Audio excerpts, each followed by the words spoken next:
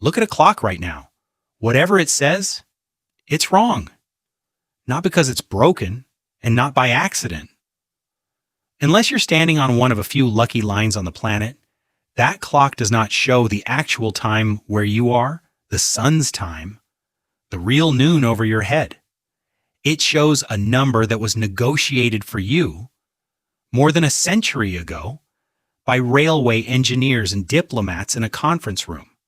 Your clock is lying to you deliberately, and almost everyone on Earth has agreed to be lied to in exactly the same way. Why we did that is one of the great untold stories of the modern world, and it starts with a question nobody thinks to ask. What is the time anyway? For nearly all of human history, the answer was simple and beautiful. The time is whatever the sun says it is. When the sun reached its highest point over your town, that was noon.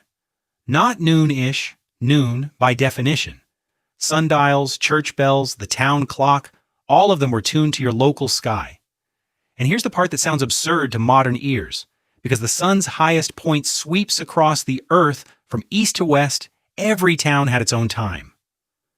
Noon in one city came minutes before noon in a city down the road. Oxford ran 5 minutes behind London, Bristol 10. Across an ocean-sized country like America, the gaps became enormous. When it was noon in Chicago, it was 12:31 in Pittsburgh, 11:50 in St. Louis, 12:24 in Cleveland. Every town its own private time zone. And the thing is, it worked perfectly for thousands of years.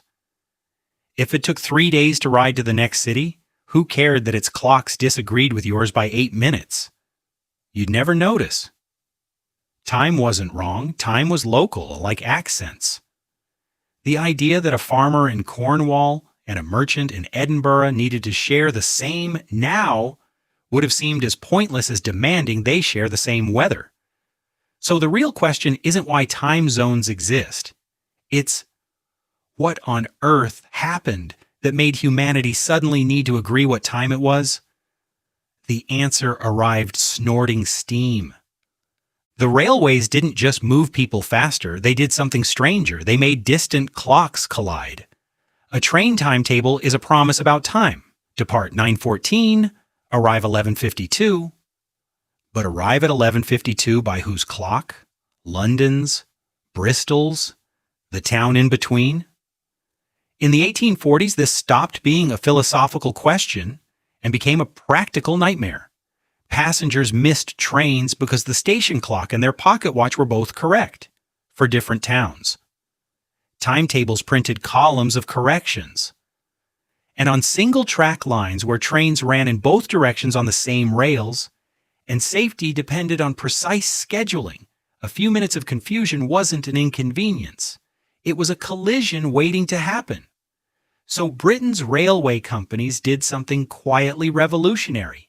They ignored the sun. From 1840, the Great Western Railway began running everything on London time, Greenwich time, carried along the tracks by the newly invented telegraph. Railway time, people called it. And notice who did this. Not astronomers, not governments, not scientists. Train companies trying to stop crashes and confusion casually overruled the sky. Towns resisted. For years, the great clock on the Corn Exchange in Bristol wore 2-minute hands, one for Bristol's real solar time and one for the railway's imported London time. 10 minutes apart. 2 truths on one clock face. You could stand in that square and choose which now to believe. It's maybe the most honest clock ever built, because it admitted right there in public that time had become a choice. America's version of the problem was worse. Dozens of railroads, each running on its own headquarters time, so that a single station wall might carry several clocks, none of them matching the town's. The solution, when it came, was breathtakingly abrupt. The railroad companies, again private companies, no law, no Congress, agreed to slice North America into a handful of standard time belts. And at noon on Sunday, the 18th of November, 1883, stations across the country stopped their clocks and restarted them on the new railroad standard. In cities east of their new zone's meridian, noon arrived, passed, and then, minutes later, arrived again. Newspapers called it the Day of Two Noons. Millions of people quietly abandoned the sun as their timekeeper in a single afternoon. On the say-so of the railway industry, most never went back. Sit with that. The time you live by wasn't handed down from nature or science. It was a corporate scheduling fix that stuck. But a fix for railways wasn't a fix for the planet. And the planet, by the 1870s, was shrinking fast. Steamships, telegraph cables under the oceans, global trade. A Scottish-Canadian railway engineer named Sanford Fleming became the idea's great evangelist, supposedly after a misprinted timetable in Ireland. A PM that should have been an AM, left him stranded overnight and seething about how humanity had organized, or failed to organize, its clocks. Fleming proposed something audacious. Divide the entire world into 24 zones 1 hour apart, all counted from a single agreed line, which raised the explosive question, whose line? Every observatory in every proud capital could claim it. So in October 1884, delegates from 26 nations gathered in Washington for the International Meridian Conference, essentially a diplomatic summit to decide where on Earth zero is. They chose Greenwich, the Royal Observatory in London, not because Britain invented time, and not as a compliment, but as a head count of reality. Britain ran the world's shipping, and something like 2/3 of the world's tonnage already navigated by charts based on Greenwich. The vote followed the fleets. France, unpersuaded, abstained, and kept running on Paris time for another 27 years, until 1911, when it finally adopted Greenwich time while managing to avoid saying the word Greenwich in the legislation. The line on your phone's clock settings, Greenwich Mean Time, UTC, is the fossil of that one meeting. The world's now wasn't discovered, it was voted on. And that's the key that unlocks every weird thing about time zones since, because if time is decided by politics, then look at what politics has done with it. Picture the neat map from school. 24 tidy vertical stripes. Now look at the real one. It's a jigsaw cut by governments. China is wide enough for around 5 time zones, it uses 1. Beijing time, nationwide, a decision about unity, which means that in the far west, the sun can rise at 10 in the morning, and many locals quietly keep an unofficial second time anyway. Bristol's two-handed clock reborn. India splits the difference between the zones it straddles and runs 30 minutes off from either neighbor. Nepal runs at 15 minutes off India, its clock set to a mountain, Mount Gauri Shankar, and, not incidentally, to the principle of not being told what time it is by Delhi.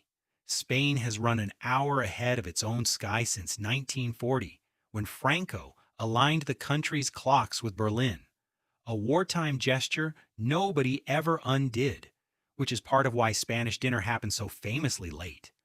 By the sun, it isn't late at all. And the country with the most time zones on Earth isn't Russia or America, it's France, 12. Thanks to its scattered overseas territories. The nation that boycotted Greenwich now owns more of the clock than anyone. Time zones, it turns out, follow flags, borders, and grudges far more faithfully than they follow the sun. And occasionally they perform outright magic. In 1995, the Pacific nation of Kiribati, tired of the international date line splitting the country into 2 different days, simply bent the line around itself, and in doing so, one part of the country skipped a calendar day, jumping straight across it into tomorrow. A government deleted a day by announcement. Nobody fell into the sea, because there was never anything there to fall into. So, why are there time zones? Because for thousands of years, the sun told every town its own time, and that was fine. Because the railways connected those towns faster than their clocks could tolerate, and train companies invented standard time to stop the chaos. And because once the world was wired together, humanity did something it had never done before. Sat down in one room and negotiated a single, shared, planetary now. That's what your clock actually displays, not astronomy, agreement. And here's the thought worth carrying out of this story. We've seen this pattern before on this channel.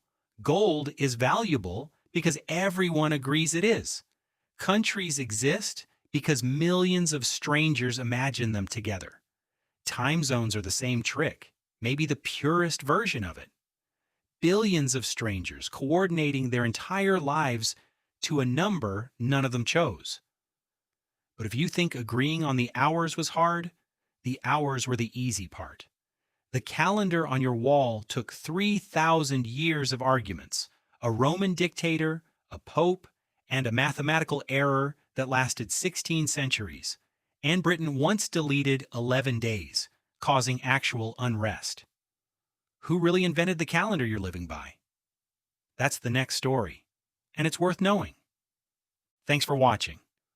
Please support the video if you've learned anything new, and we'll see you in the next video.